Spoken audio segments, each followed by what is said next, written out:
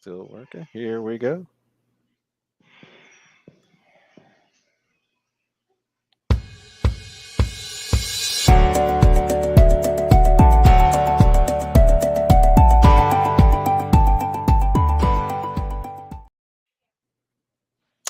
Good afternoon, good morning, good late afternoon to some of you joining us from overseas. My name is John Carroll. Welcome to today's presentation of the inService podcast series. The inService podcast series is an event series, a podcast that we live stream here today on channels such as LinkedIn and others, YouTube, Facebook, etc. To feature leading innovators across the service sector to talk about some of their growth in the market and some of their perspectives on the market. And we've done a really, my team has done a great job at aggregating a really strong audience for our featured guests, and they certainly raised the bar today. I'm really pleased to be welcoming to today's podcast longtime friend, colleague, and contributor to the Service Council, Joe Lang. Joe, a very warm welcome to you. Thank you so much for joining today. Oh, it's great to be here, John. Thank you for the opportunity and the invite. So we make the podcast accessible to you as something you can revert back to and use as a resource. And today's topic is deciding when to standardize, localize, and centralize, right? So a really important topic for those organizations that are growing organically or inorganically. You know, there's a lot of coming together. There's a lot of complexity as you grow on a complex scale and on a global scale.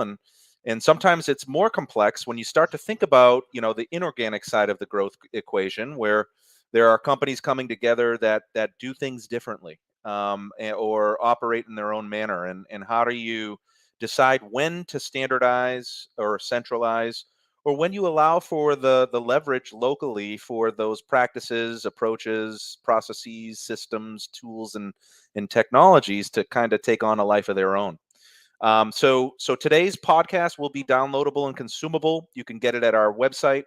You can get it on any of the normal, podcast channels you subscribe to, whether it's YouTube, Apple, Spotify, Overcast, or there's a whole list of others. So depending on your passion, you can access it there. It will be also available on LinkedIn, and we're streaming live on LinkedIn right now, as well as Facebook, Twitter, and other channels. So thank you for joining. Thank you for listening. And we do like to create an interactive environment, so we hope our listening audience becomes a participating audience. So if you have a question, a comment for Joe, by all means, please plug in. So Joe, by way of introduction, is the VP of Service Technology and Innovation at Comfort Systems USA. Joe, can you introduce yourself, something personal and professional about yourself, and then we'll get into the company and your day-to-day role in operation. Sure. So I've been in the industry for 40 years. I've been with Comfort Systems coming up on 15 years. And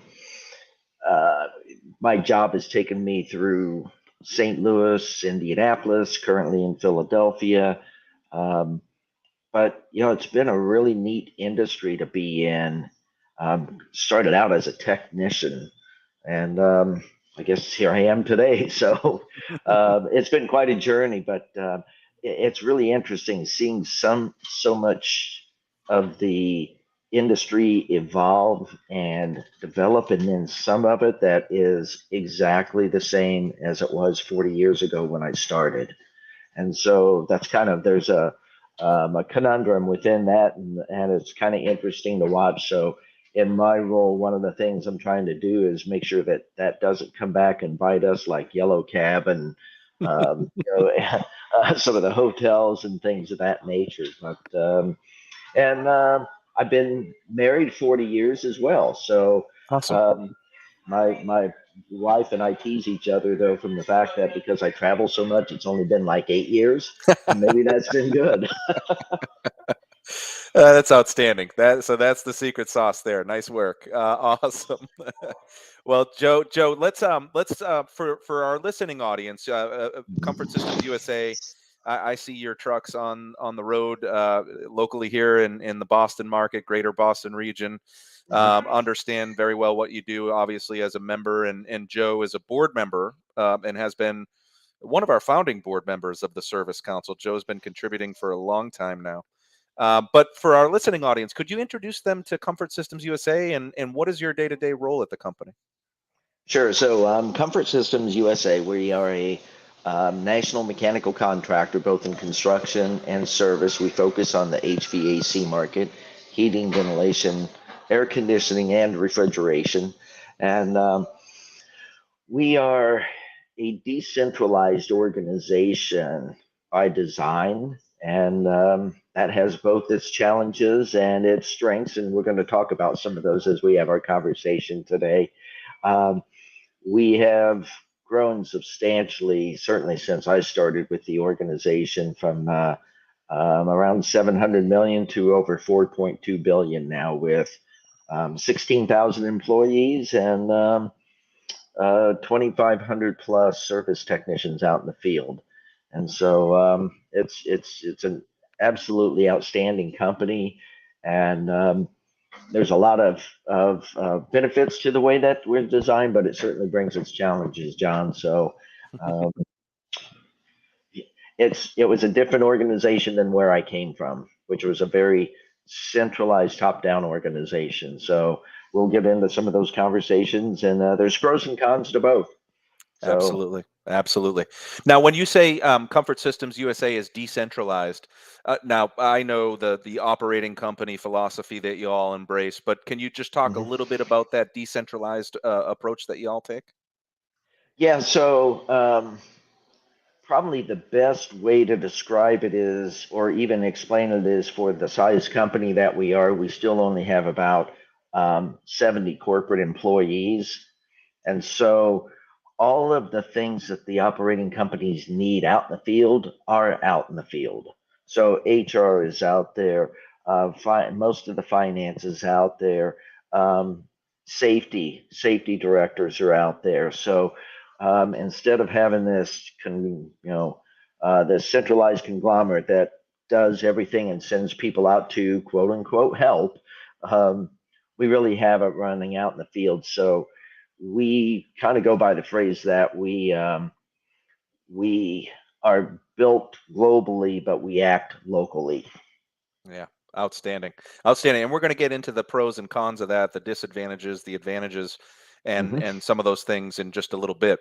Let's first start though. There's some shifting priorities right now, right? There's some shifting priorities as well as challenges. So we just recently Yes. conducted the service leaders agenda, and yeah, we continue to see talent and workforce and skill set and availability of all of the above uh, be the leading cause of internal pain and pressure amongst service leaders. Externally, supply chain is lingering, but Mm-hmm. we're seeing some challenges with respect to the commercial side of the business, growing on the commercial front, and turning the attention towards growth and really prioritizing growth and revenue over cost reduction efforts. And so there's kind of this shift towards not only performance management but better understanding the customer, and then aligning your commercial offerings in a standardized method to uh, commercialize against that customer relationship. Where are those Mm-hmm. opportunities to do so?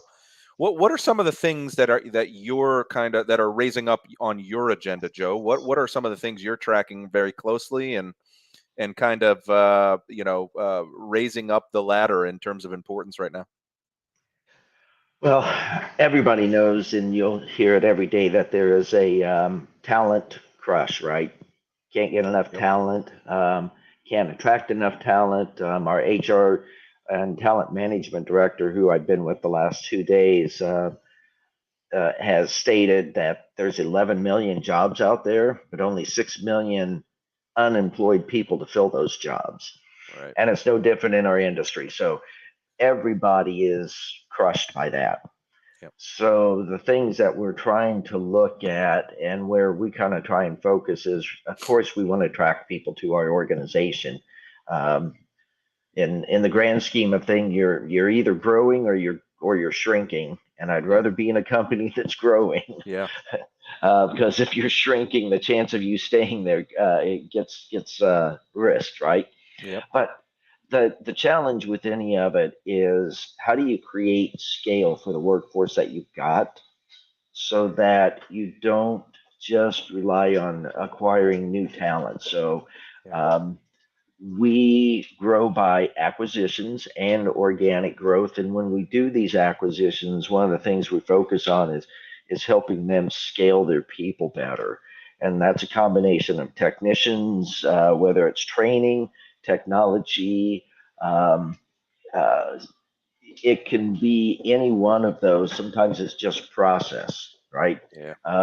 Cutting out the process. So the thing that we probably get the most focused on is how do we attract the talent to our brand, and then how do we help scale it better than either our competition or either other industries.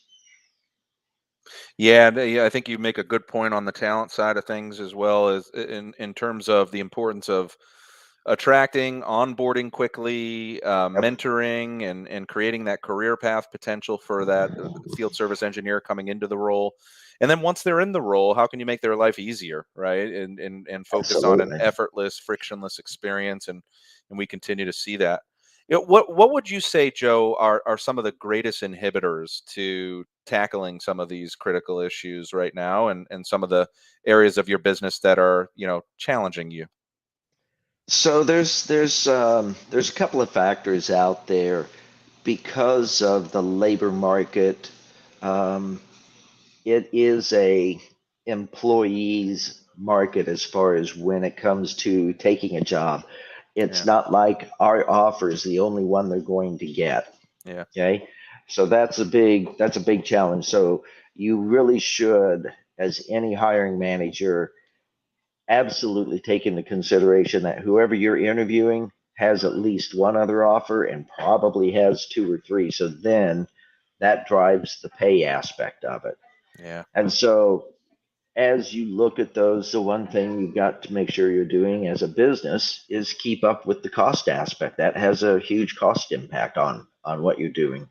Um, Now you can fight the pay aspect, but Yep. then you're not going to get people. Okay, so Yeah. it's a math problem, and so make sure that you're focused on that. The other thing that really kind of resonates with us, and we're really driving pretty hard, is just the diversity of both um, people and cultures, as well as the workforce itself. We're like everybody else. We have this challenge with can we work remote, and we've proven that we can do a lot of the things that we do remotely. But the challenge with that is it can also affect your culture because you don't have the culture influence when you are at home by yourself in your office. Yeah. Okay. Yeah.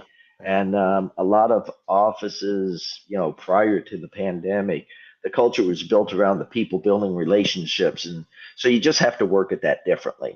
And that's another thing that we've kind of focused on is how do we continue to maintain our culture, which is very decentralized, but also do it when our decentralized operations are also decentralized out of the office and at home. Yeah. Yeah, I think you're absolutely right. And we're going to get into people, process, technology, data, parts, and the Hmm. decision to centralize versus localize. We're going to get into that stuff, the topic du jour. But the other area is performance measurement. And can you talk a little bit about, how does Comfort Systems USA measure the efficacy of its business? And is that standardized across these operating companies and across all the different divisions, if you will?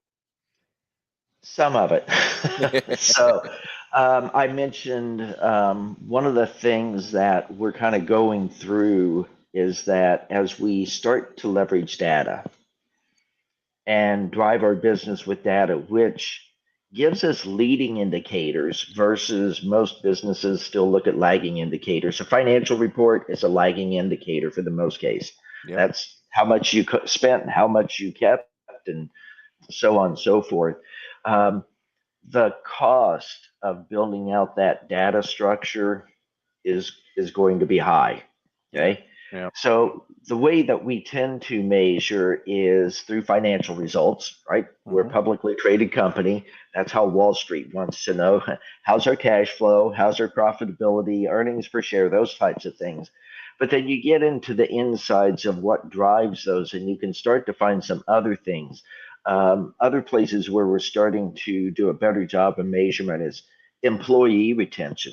Hmm. Okay, Yep. because you're not helping yourself in the talent crush by letting good people get away from you. Yeah. Okay, Yep. that one's a huge one. A lot of people I don't know have focused as well on that, because I hear everybody saying, we need more people, but you look at the turnover rates, and I was at a conference this weekend. Call center or contact center turnover rate nationally is 45%. My goodness. My goodness. So, measuring some of those key things, employee retention, customer retention, we're starting to focus on that. And then we're also starting to focus on a lot of things using data to measure customer experience, not by what they tell us, by Yeah. what we see in our experience out in the customer with their equipment. So we're starting to measure those differently. And then most of the operating companies, because we're decentralized, they will have certain key things that they measure that are about their environment. And that really focuses a lot on employee experience. And one of the things some of our really successful companies have done is, you do a couple of employee experience surveys, right? Yep. And if you don't do anything with them after 2 or 3 cycles, they're totally useless. Yeah. And so the drive has been is don't measure employee experience, drive employee experience, and that has to happen on a very local level. So a lot of financials, because that's where everybody really is going to do at the end of the day. But then there's parts underneath that you're going to have to start to focus on, and that's where you kind of get into what needs to be centralized, localized, or standardized. Absolutely. I love what you just said in terms of looking at you got to continue to look at those what would be considered lagging metrics, right? The Mm-hmm. financials and other things. But the ones that are causal in nature to those lagging indicators are oftentimes more critical because you can affect those, right? You can make changes to the contributing factors to those KPIs that are more effect oriented. So the financial metrics, you can look at contract attach rates, the Yes. renewability of contracts, right? So I love the point you bring up there. If I want to lose weight, Joe, or if I want to lose these love handles, I need to look at the number of Twinkies that I eat on a daily basis, right? So that's Yes. causal in nature. uh, let's get into the topic du jour and start framing out today's discussion. So Okay. you've been in both environments where there's a centralized approach and then there's a localized approach. Where do you land on the debate? Because we hear arguments for and against. I'm sure there's a hybrid and a middle ground, but what are your viewpoints on the debate? So I think that depends on where you are in that organization. Mm. I can tell you when I was working out in the field, Yep. having this centralized corporate entity that was always coming in to help, um, that never felt very good because it didn't feel like they understood our local business, but they Sure. were acting as an enterprise entity. And then now I'm a corporate puke technically, but I do remember when I wasn't, and we drive very hard the fact that um, remember how you used to be treated, Yep. and treat people the way you wanted to be treated, even though we're a corporate entity. I mean, we're publicly traded. There are certain things we have to do, but in the process of doing that, you can treat people with a lot higher respect and regard than I've experienced. So I don't think it's as much around whether it's standardized, centralized, or localized as much as it is really, it comes down to how you're going to treat people, whatever um, classification you fall into. And I just know that in a lot of cases, the centralized organization I worked for was um, not as pleasurable as having a collaborative conversation about what is going on with your business versus being told what they think your business is doing and what you need to do to fix it. So Yeah. Yeah. Yeah, great points, Joe. And we had a contributing question from one of our listening audience members to one of the comments that you had made previously around moving to remote. And the question was from Juan Cruz from Jimenetics. Thank you, Juan. Juan is a board member. Thank you for joining. Culture changes performance. Was there any negative impact to performance when you went remote? So that was a comment you had made earlier. um, initially, yes, and some of that, and I can only speak for our organization. Although I've heard from a lot of organizations, yes, there was some of it that um, had negative performance because people weren't used to working in an environment without almost constant accountability because there was a boss or a coworker there. Yep. That was reasonably short lived. Yeah. So,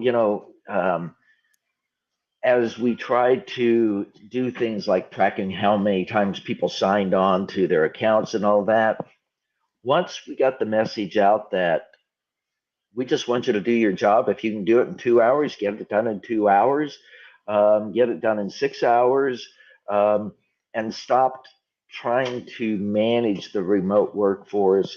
We just let the remote workforce work, and it started to come back up. So it was fairly short lived, but there was an initial impact. And when I talked to people in other industries, some of them were like, "Yeah, it was brutal. At first, people loved it, and then it dropped off." There were some interesting things that we saw, like the number of call outs for people because of illness, children, whatever the case may be, those almost evaporated with the remote workforce. Interesting. So, It's kind of a counterintuitive approach there in terms of letting people be adults, right? yeah. Because like nowadays, it's like performance measure ourselves to death, and it's interesting because we do our annual Voice of the Field Service Engineer survey, which Mhm. we're recasting here in the April timeframe, where we go to the front line and we ask the technicians and engineers, what do you like and dislike, and the number 4 dislike behind paperwork and administrative tasks, behind the pressure from customers and management, and Right. behind the time spent finding information was being tracked and traced. Yes. So you're taking you in that cultural development or sort of evolution when you went remote. I think that was probably received very positively, that it wasn't Big Brother like, and we're all adults in the room trying to perform our job, and we've got these KPIs that are outcome oriented. Can't you just let me do my job and be an adult, right? So, And from a field service technician standpoint, they work alone. yeah, They've been virtual. I mean, that workforce has been virtual its entire life. yeah, So the pandemic didn't impact them the same way it impacted people that worked in the office. yeah. And so, we had some of our service technicians going like, what's the big deal? I haven't seen my supervisor in a month. And so Yeah, a lot of engineers start their day from their home, right? So in now many industries. to another point with Juan, and you probably heard this, just to kind of tie this up a little bit, but the next negative impact was when people started saying we're going to go back into the office. Yeah, And yeah. so you saw productivity go down because that was their way of fighting that aspect. And some of it actually they were inadvertently proving the point that, yeah, we need to go back in the office because productivity is dropping. Yep. But it also led to obviously the great resignation, as some people put Yeah, it. But yeah, I think what people have found is that you can effectively do some of it. There's probably not a way to do all of it, but you can certainly can control it, and you can leverage it into your employee experience to help yeah. retain workers, frankly. We had another interesting comment from Joe Bergman. Hello, Joe. Nice to see you. Joe, are there things you do in the corporate puke training process to help them better relate to the field needs? Can you address that one? Yes. So, and I'm going to go back to when it becomes about people and not the job. Sure. We are starting to hire very differently. So, like, I'm getting ready to add another person to my team, and the interview we have for them on Friday is actually an audition. We're giving them enough information to actually do part of the job. We're going to play the role of the person calling in, getting help, and see how they do relating to the person. So we have a huge focus on soft skills within our organization now because, again, we are decentralized, and so we don't mandate from the top. We get people to do things by influence and collaborating. And so, yes, you have to first of all find the right people to hire and train them what they need to know. And when you hire the right person, they can be collaborative. So a lot of this goes back to the hiring process. There are people that are already in the organization. You can't go undo that, and they've got good skills. So that's where you have to bring the training in and kind of help them from a soft skills standpoint Sure. versus a technical knowledge standpoint. So we've kind of diverted our training around focusing like 70% on soft skills, whether it's a service manager, a coordinator, a service vice president, or leader of a department like me. It's really about the soft skills. And then we build our technology and training around teaching them what they need to know. Outstanding. Yeah, we're seeing the same trend, right? A lot of organizations are placing a greater emphasis on the soft skills side of things. The hard Mhm. skills can either be trained or enabled in many regards, especially with upskilling and reskilling that's happening with all these augmented reality technologies and BI tools, and I think you make a really great point there. Let's dig in then on standardization, centralization, and localization. Can we Okay. go one by one? Can we talk about maybe some examples of areas where you've standardized and then Sure. go down to centralize and localize? Sure. So there are, when you talk about standardized processes, Hmm. those come along to things where you want to leverage data. Okay.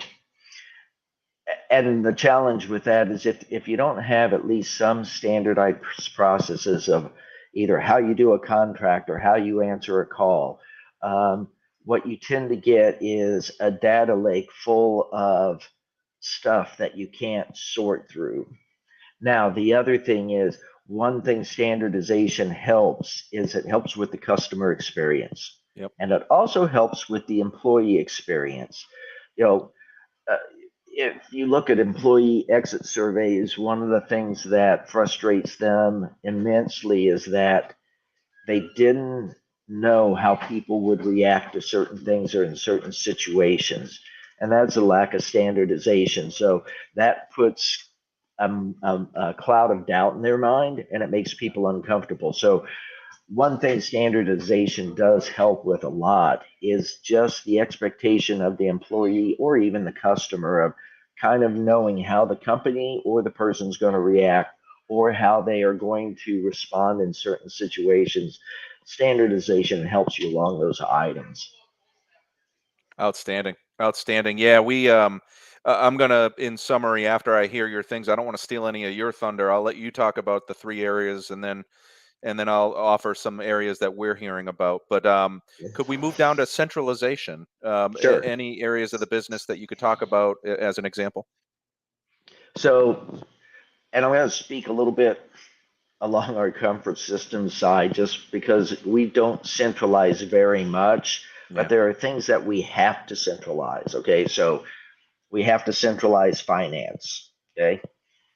Again, publicly traded company, there are things you do and things you don't, and it's got to be monitored and local, and it's got to be centralized, and it's got to be driven out into the field. These are the ways, the only way you can do this.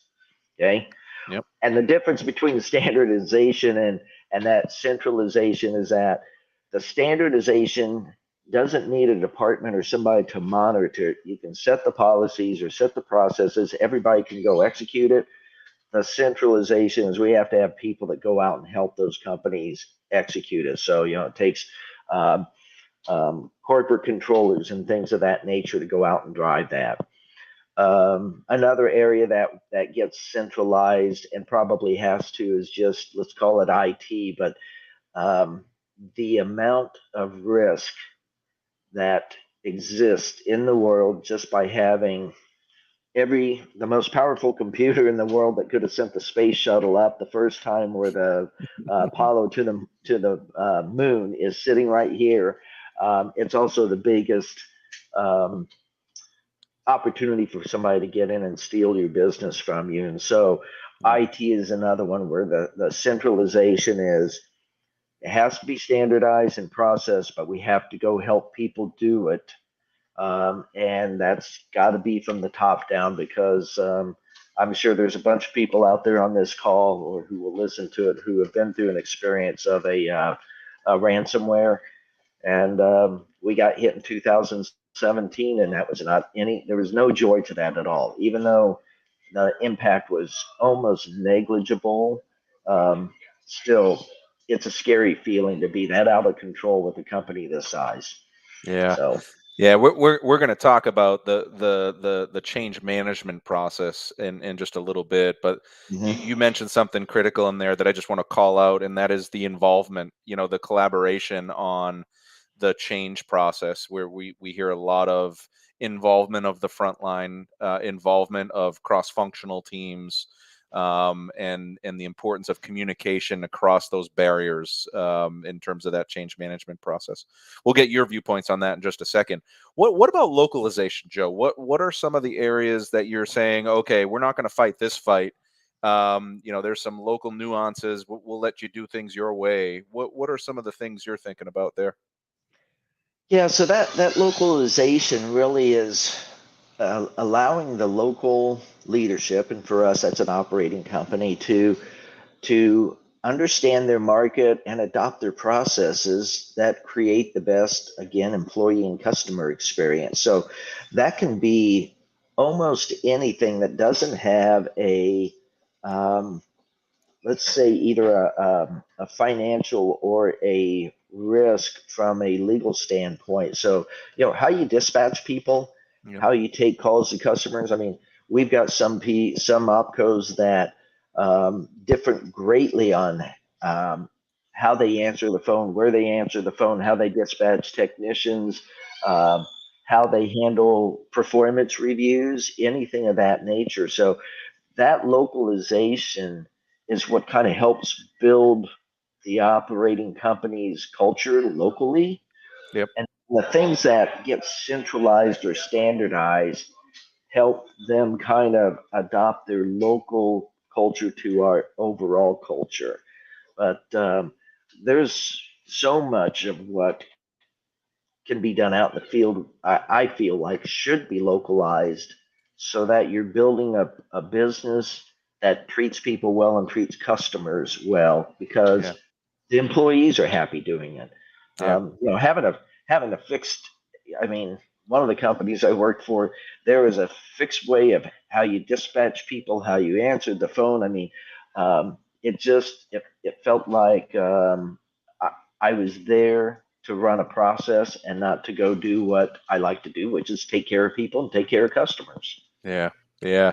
Yeah. There's something to be said about brand experience control, but Hmm. there's also something to be said about the empowerment to the person, right? So that it's not just, this process rigor that makes it boring, and you can't do the unexpected, or the things that might be unique and different to your region, or your personal brand, if you will, as an individual. So I love the points you make there, Joe. That's actually some really cool stuff. We hear a lot of challenges in terms of standardizing on areas such as commercial services offerings. Right. So the number of variations of different commercial services that are out in market, We hear nomenclature used such as tier 1, tier 2, tier 3 agreements. We hear, Right. bronze, silver, gold, platinum. We hear, Yes. pro, advanced, beginner. There's all sorts of different variations, and I think there's something to be said about standardization of commercial services offerings. I think there's some goodness that can be had there, so that those customizations are kind of managed and mitigated, and you don't have those nuances in the customer relationship that might present challenges in the future. The dispatching side of things is a little trickier, right? Centralizing. Yes. We do hear some large organizations centralizing still, and for all the good reasons, right? It eliminates the fragmented data, it eliminates those silos, it gives you real-time visibility and optimization. There's synchronization of parts and people and all Hmm. sorts of good things there, but there's some trickiness to that, culturally speaking, that you might lose some of your employees with that centralized approach. um, the localization, we hear more so, just some of the cultural nuances that come into play, right? Especially when you start to think global footprint. Hmm. There are some areas of the world where service is just expected and you can't monetize it. Right. There's localization obviously is language. Local language. Of course, we would Hmm. certainly want to allow for those localization efforts, but in terms of process and approach and commercial offerings, sometimes you have to look at something unique in market because it's just not resonant. Right. So those are just some of the things that we're hearing as we're talking to members. Any of those kind of relate and kind of resonate with you, Joe? Yeah, there's a couple of them like and I don't perceive centralization as bad at Yeah, all. Okay, so like to the point of dispatchers, yes, I've watched companies that um, centralized those things and then went to things like hub and spoke and all kinds of fancy names around it. But it comes down to centralizing. One of the challenges with it is when you take those centralized things that you talked about, like the data and the statistics that come out of that, yeah, and then you turn around and drive that down to the local operating company, it feels like a hammer. yeah, And so yeah, those are some of the things you have to be careful with. yep, Um, we are really try to be extremely careful of not giving people um, information and data at our level that we can use for bad behaviors because it can happen. Okay, so I don't want anybody to think that centralization is just the evil empire or anything. It isn't. yep, It's a process, right? It's a yep, process. Whether it doesn't make any difference, but sometimes the unintended results that come out as a result of it create what most people would perceive as the horror of going into a standardized or a centralized type of process. So interestingly enough, this conference I went to on contact centers yeah, who have such a high turnover, yep, the centralization of that is driven mostly just because of the talent crunch. yeah, They can't they can't have 50 dispatchers spread all over the country. They yeah, need to have 30 of them that can handle the most volume. But the process of doing that means that their workload is just incredible. So there are good and bad sides to it. So when you think something centralized is going to be like the saving grace of everything you do, also understand that there could be impacts with people that you didn't see coming. And so yeah, yep. sometimes that will lead to a negative response on a centralization. But there are things where you can centralize them, should centralize them, and if you do it the right way, can be a tremendous value to an organization. Let's talk about the right way then on change management when you're moving towards centralization or standardization. Who's involved? What system requirements are there from a technology perspective? Can you talk a little bit about the involvement, the importance of managing that change, and then what's incorporated in that change from a technology perspective? Um, my experience has been that change management when it is managed. you're probably off on the wrong foot to start with. Okay, because again, that tends to be I don't want to say heavy-handed, but it tends to be driven with a end in mind. And the change management, where I've seen it done exceptionally well, involves almost every level of an organization.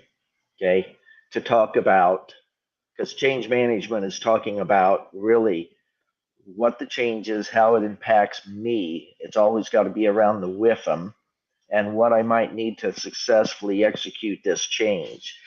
When change management is this is what we're going to do and why, then there really is no change management. Even though people talk about, yeah, we've got a good change management program in place and everything. No, you got a good document you're following.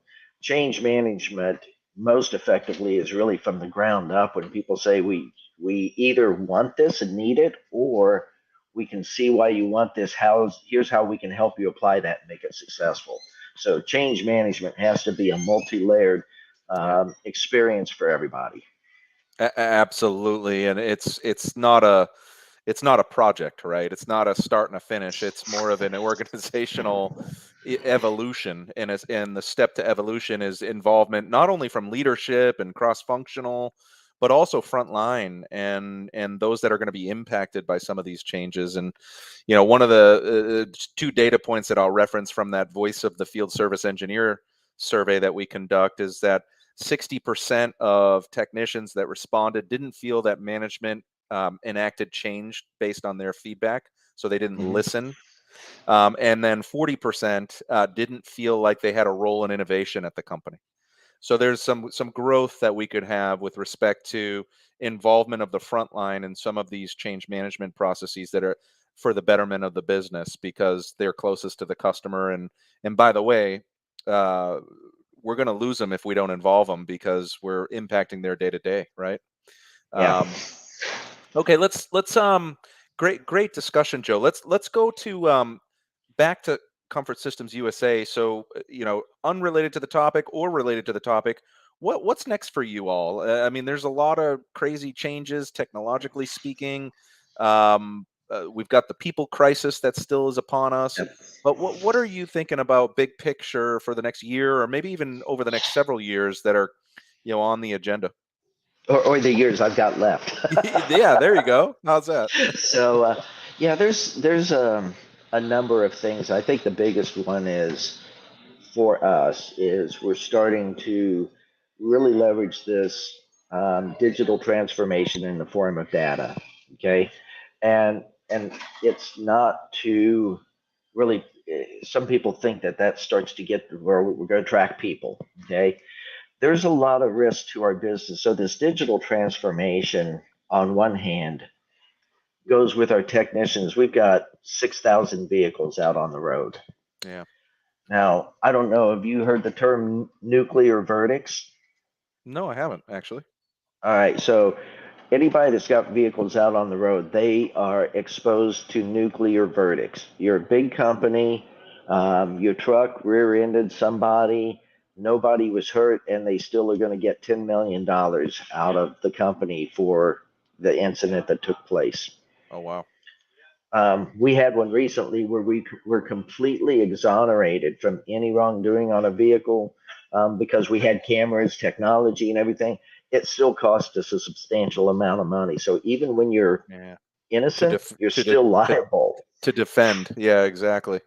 to defend. But we actually still had to pay out a fee, not just for our lawyers and stuff. There Mm, was a settlement that had to go out to basically make it quit coming back in appeals and everything else. mm, So mm. when you get into that, you're going to have to use some technology. Um, People are going to feel like naturally Big Brother is watching. But Yep. again, when we sit down and talk with the people and help them understand the risk they are at personally in our vehicle, now you can get them to help us. And they have. They've come back and said, well, okay, here's where you should put a camera and not put a camera. Here are the Yep. things I do want to hear about and the things I don't want to hear about. They don't want to hear every time they went 5 miles an hour over the speed limit. Yep. Okay. Yep. They just don't want. But they do want to hear when people had near misses and where the technology helped prevent them from having an incident, either automatic braking, cameras, whatever the case may be. So you have those types of things. And so we're focusing on a lot of that. And a lot of that's risk management, right? Yep. But Yep. then we're also looking at using more leading indicators with data so that we can go help customers better. Yep. Again, to your point, all those agreements, tier 1, 2, and 3, and gold, platinum, silver, they have this aspect about them is they're still date-based, task-based. Okay, Yep. we're going to come out in April and do these things, and if we do these things, you should have less failures. However, we're doing a whole lot of things that are pretty wasteful, like filter changes. More than 65% of the filters that get changed in the industry are perfectly fine. So, how do we take and use data and sensors and IoT of things to go, let's change filters when we need to change them. Let's do PMs when we need to do them. Because the other thing, the environmental impact of Yep. that footprint for us has an impact. Less filters in the trash, better efficiency, so less greenhouse gases. We're driving our trucks less to try and reduce mileage and risk, but also greenhouse gases. So you have those kind of things that there's an environmental impact of that. So we're really starting to try and look at things that not just because they have a change of cost, but they give the customer a better experience, our employees, but we're trying to be really raise the awareness of just being responsible to the earth, because Yeah. if you haven't watched the weather, there's some weird things going on, and I'm not blaming anybody, but we're doing the part that we can because it's important, really, and it's Absolutely. important to the younger workers that are coming up. And you know what? As leaders, that we're responsible for that. So Yeah. by doing some of these things, we're going to drive a better employee experience. So there's a combination of just um, how you act and conduct yourself as an organization and the data that you use. And so those are kind of the things that we're looking at long term to help create just a better environment for our employees. And if we do it for our employees, they'll do it for our customers. Outstanding. Outstanding. Joe, great discussion. You've been a board member, Joe, for quite some period of time now. What are some of the areas of value you get from the role and being affiliated with us? Wow, we don't have enough time for all that, John, but I'll put a few things here for people to think about. First of all, the research that you do is incredible. It helps to hear not just from what we see in HVAC, but you do it across all kinds of service industries, and there's best practices that people find out.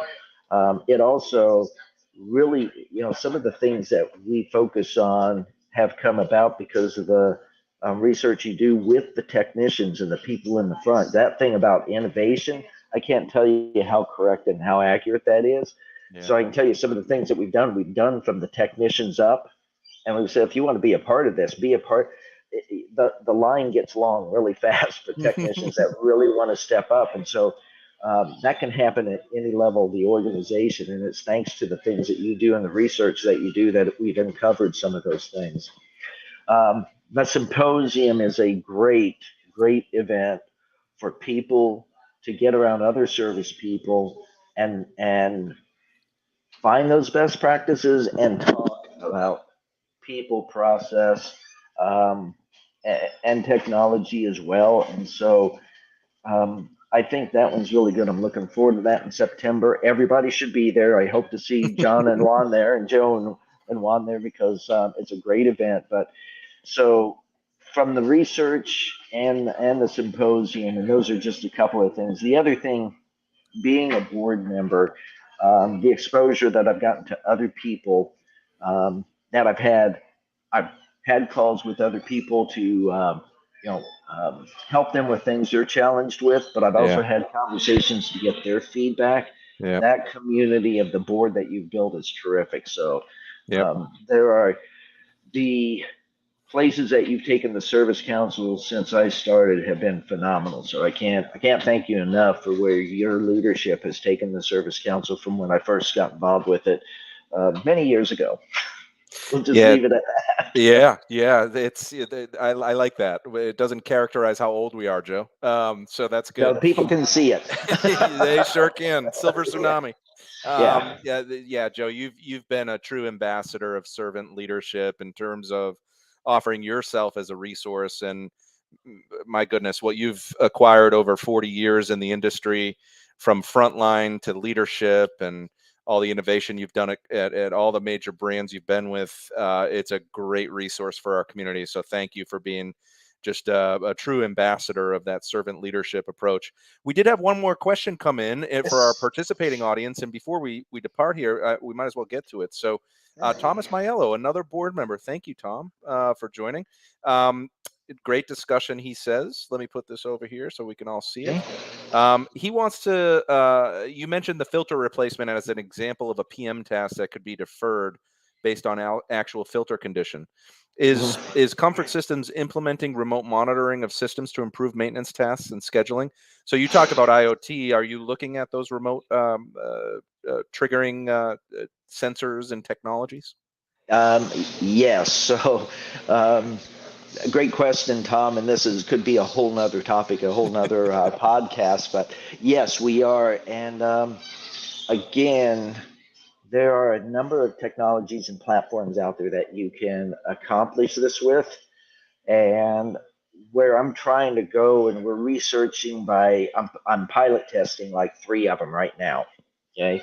And the technicians are the one giving me the feedback. Once again, get the people who are doing it, not me going, this looks like a really cool dashboard.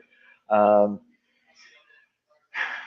the challenge with it that I'm finding in most cases is the customers don't necessarily want to buy it. Yeah. They believe it's a cost reduction for us. So there is a an enterprise or revenue challenge with that. However, what I'm also learning is that there is possibly a way to make it beneficial for both of us. One of the things is, if you're not going to change the filters all the time, instead of having the PM task based, date based, we're going to do this and this and this. Okay, we're going to monitor and do these things, and when we see something, you know, maybe we include two filter changes because the data says we only need to change them twice a year, or we don't include it at all and say, when you need a filter change, when the data says it does, here's how much it costs. So I think it's going to have impacts to the overall service model. Yeah. And I can tell you that that's a big focus for me because I pulled out a couple weeks ago a maintenance contract I sold back in 1986, and it looks exactly the same as the one we sell today. And so that's why I'm going down some of these things. So, Thomas, that's a great question, and it's really high up for us at this point because I think we've got to get to a place where we're going to change the model, or somebody's going to come in and change it for us. So we can move the cheese, or somebody can move it for us, and then we'll have to play catch up. So yeah, we're looking at a lot of different things with that. And Thomas, if you ever want to have a discussion about that, ring me up, man. We can talk a while on it. Yeah, I think there's many tentacles in terms of the benefits of moving to a remote monitoring approach, Mhm. right? There's the predictive and proactive approach you can take within the customer relationship. There's also the learning that comes from, machine learning and all the data and input that can help you with service processes, but also, future product releases and all the good things that come about in terms of design for serviceability and, eliminating some of these challenges in markets. So really, really great discussion. Joe, thanks for your viewpoints on that question. And Thomas, thank you for your contribution. So we'll land here. Joe, tell us something personal about yourself. You talked about being married for 40 years. You also kind of hinted at maybe approaching retirement at some stage in the future. What tell our listening audience something personal about yourself. Yeah, so I'm getting at that age where about 3 or 3.5 years, I'm probably going to at least as a formal job move on from this. I'm bringing up people below me, and there's a couple of reasons that I want to do that. Number one is there's other things that I want to do with the rest of my life. So, like, I want to play more guitar. and I want to play more golf and more tennis. So those Cool. are three things that kind of drive that I'm kind of driving to. So, and for any one of those, maybe not the guitar, but certainly the golf and the tennis, you got to do it while you're still in the go-go years, because when you get into the no-go years, those things go out the window too. So It's not easy getting old. it's not He's easy getting old. he is Joe Lang from Comfort Systems USA. Joe, this has been a great discussion. Thank you very much. Okay. I want to leave everybody with one other thought here. Please do. Safety. Okay. Keep your people safe, keep yourself safe. And whether it's at home, out on the road, or at work, nobody gets to do any of the things I want to do in retirement if you let yourself get injured. So please put safety at the top of your list of everything that you do. Love it. Love thyself. I love it. Again, Joe Lang from Comfort Systems USA talking about localizing, standardizing, centralizing, when to and how to. So what a great resource for our listening audience. If you're interested in referencing back today's podcast, you can do so. It will be available for download on our website. It can be accessed at any of the major podcast subscriptions that you have, whether it's Outcast or YouTube or whatever else there are. There's so many of them out there now. You can get it there. You can also get it on LinkedIn. We broadcast today's discussion live. So thank you to our listening and participating audience. It's been a great discussion. And Mr. Lang, thank you for all that you do for our organization. You're a great ambassador for service. Thank you very much. Thank you. Pleasure to be part of it.